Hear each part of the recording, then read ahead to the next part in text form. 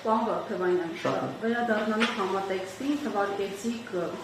ոչ իր առաջապետ հիմքերը, նշեցիք Արմեն Դանիելյանի կապվածությունը ԿՊ կուսակցությունից, նաև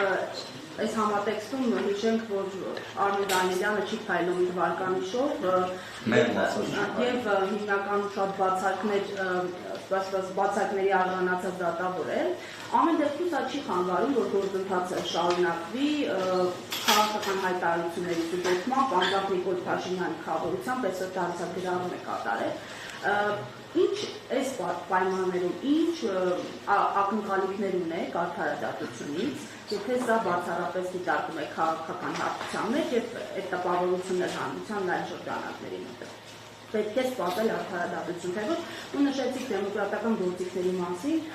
այդ թվում Facebook-ի, հենց դեմոկրատական երկրի առաջնորդներից մեկը, այսպես կոչված Մակրոնը անդրադարձել է Հայաստան դիրող իրավիճակին, համերաշխություն է հայտնել Նիկոլ Փաշինյանին, այս առնչությամբ որքանով է սա տեղավորվում ժողովրդավարության համար։ Եթե կարելի է ես մոռացնեմ Շատ լավ։ Հաշվիանելով նաև որ դուք բողոքներ եք վերցրել, Արմեն Դանիելյան վարկանիշը հաշվիանելով, այս դեպքում ինչ սպասել չկա ատյան այլևս բողոքակերը, պետք է նաև անձնանալի դեռ բանվարվեց։ Դեպի ես շարունակեմ դատախազությունը, երբ որ իր միսոցն ամբողջությամբ հավելել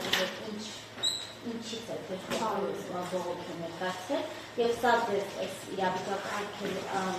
հանդիսանալը որպես միակնույն մեկնի նշելով որ ներկայացնի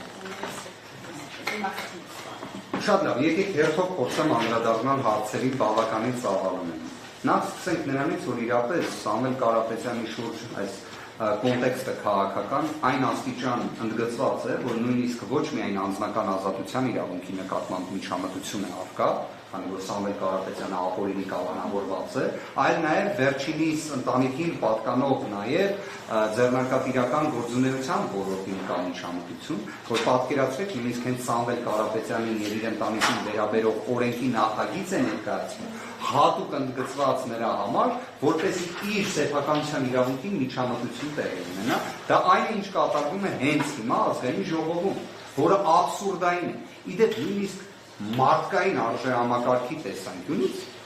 այդ Հայաստանի Հանրապետության քաղաքացիներին մեր ձևով բնորոշ։ Ես կարծում եմ աբսուրդային է, որ մարդը լինի կալանավորված ու այդ ընթացքում իր սեփականության իրավունքին միջամտություն ունի։ Այսինքն մարդուն կալանավոր են, որպեսզի փորձեն իր բիզնեսը կներեք արտահայտությանս համար խլեն։ Իրավական իմաստով իդեպ այս նախագծի հետ կապված մի հատ վարժություն կարող եմ առաջարկել, որ մեր հայրենակիցների համար շատ ավելի պարզ է։ Պատկերացրեք, դուք ունեք ձեր ավտոմեքենա, դուք վարում եք ձեր ավտոմեքենա, վարում եք լավ կամ վատ, դա կքննարկենք առանձին,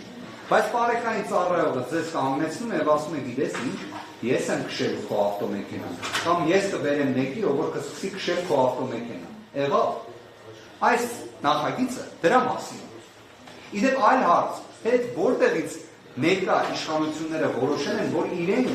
ֆանտաստիկ կառավարիչներ են։ Կարծում եմ բոլորը շարժված կլինեն, որ լինեն ֆանտաստիկ կառավարիչներ, բայց այն բոլոր ծրագրերը մասնավոր պետություն համագործակցության շրջանակներում, որոնք այս իշխանություններն են իրականացրել, կարծես թե նվազագույն կառավարչական այդ մակարդակը չի պահպանում։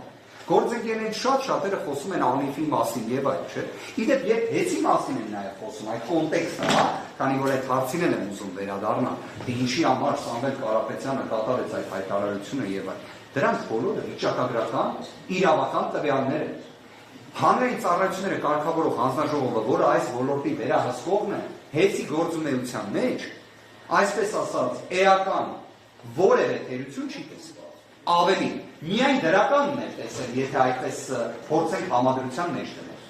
Ավելի, այն ներդրումները, որոնք կատարվել են հեծում այս տարիների ընթացքում, եւս փաստական տվյալներ են։ Իսկ չենք կարող դրանից խուսափենք։ Այն, որ սակագնի փոփոխություն գրեթե չի եղել, դրանից եւս չենք կարող խուսափել։ Այն, որ հարակից պետական կառավարմամբ նույն ոլորտի կարևոր կառույցներից մեկը բեցը ճիշտ հակառակի պատմությունն է, դրանից չենք կարող խուսափել, որտեղ այդ կառավարչական մեր մասած խնդիրները հենց այդ կառույցն են։ Ինչևէ, հիմա վերադառնալով նրան, որ այս ամբողջ կոնտեքստը որ ֆիքսում է, որ ստացվում է այլ հակասահմանադրական ճանապարհով օրենքի նախագիծ, որ սեփականության իրավունքին միջամտեն, դրանով նաև օտարերկրյա ներդրումների պաշտպանության ռեժիմը լրիվ ոտնահարեն եւ միջազգային հեղինակությանը նաև Հայաստանի Հանրապետության վնաս պատճառեն։ Եվ այդ պայմաններում միատեն առանց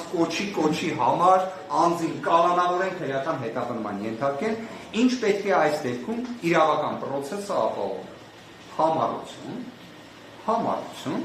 եւ քաղաքական հետապնդման նույնիսկ ամենավառ դեպքերում է նշվածի վերաբերյալ իրավիճակի փոփոխություն լինում։ Պետք է որևէ դեպքում չնահանջել, որևէ դեպքում չհուսահատվել։ Եթե պատկերացնենք այսպես,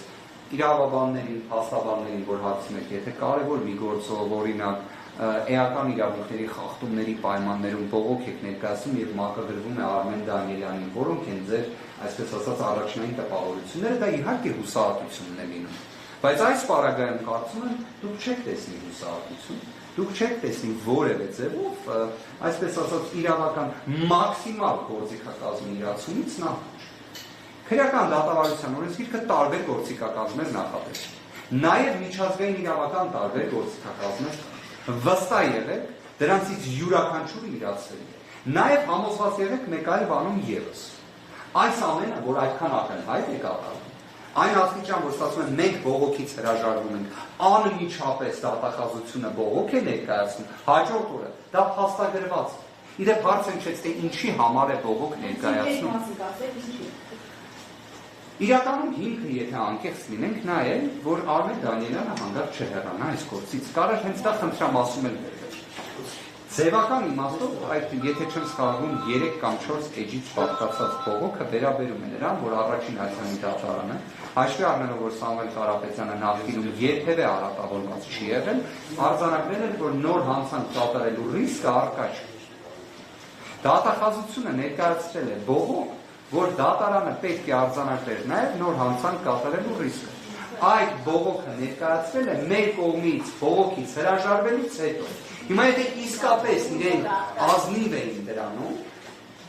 Տիկին Մամուլյան, արդեն ինչ հիմնավորում կարող է լինել, գրել են, որ պարզապես պետք է գրվեր, որ նոր հանցանք կատարելու ռիսկը կա։ Վստահ եմ ձեզանից որևէ մեկի համար նորություն չէ, որ մեր իրավապահները առանց որևէ մի փաստական տվյալի ներկայացնում են միջնորդություններ եւ գտնում են, որ ռիսկերը առկա են։ Առանց որևէ տվյալի։ Իդեպ մի հետաքրքիր հանգամանք հիշեցնեմ ձեզ գործընկերներ, չեմ ուզում համեմատական որևէ մի վերլուծություն կատարել, պարզապես սառը փաստ եմ ուզում արձանագրել։ 2021 թվականին դատախազության կողմից մշակվել էր օրենսդրական նախաձեռնություն ազգային ժողովի 7-րդ գումարման դեռևս ժամանակահատվածում, ըստ որի միջին ծանրության հանցանքների դեպքում կալանքը կանխատեսական ռիսկերի դեպքում, այսինքն առանց ոչ մի փաստական տվյալի, չի կարող կիրառվել։ Կալանքը միջին ծանրության հանցանքների դեպքում պետք է կիրառվի բացառապես, եթե կան կոնկրետ փաստական տվյալներ։ Մենք խոսում ենք ժողովրդավարության դինամիկ զարգացման մասին։ Ի վերջո Ֆրանսիայի նախագահն է խոսում ժողովրդավարության մասին։ Իսկապես ես չեմ ցանկանա, որ Ֆրանսիայում արդար դատաքննության իրավունքը լինի այնպիսին, ինչպիսին օրինակ Սամվել Կարապետյանի գործով է Հայաստանի Հանրապետությունը։ Քանի որ ես չեմ սիրում բացասական երևույթներ մաղթել այլոց։ Լինի դա